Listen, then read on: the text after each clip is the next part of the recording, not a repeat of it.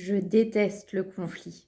Si vous saviez le nombre de clients qui me disent ça, avec souvent derrière la peur de blesser l'autre, la peur d'abîmer le lien. Et ce qui est très paradoxal, c'est qu'à éviter le conflit, on finit finalement par le provoquer. Parce qu'en ne disant pas les choses, en mettant les choses sous le tapis, ça grossit, ça grossit, ça grossit. Et puis à un moment, ça explose et souvent pas de la meilleure façon.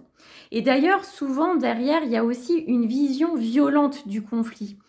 Alors souvent qui est lié à un vécu, malheureusement, en mode cris et assiettes qui volent, alors que le conflit, il peut être très constructif, puisqu'on va mettre les choses sur la table, qu'on va chercher ensemble des solutions, des améliorations.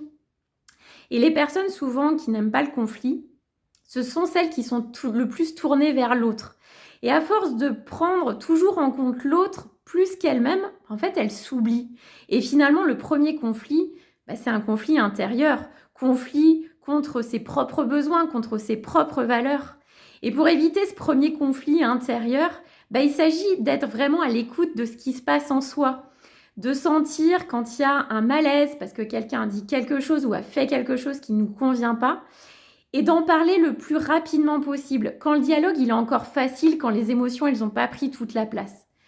Parce que le meilleur antidote au conflit, ce n'est pas le silence, c'est la conversation.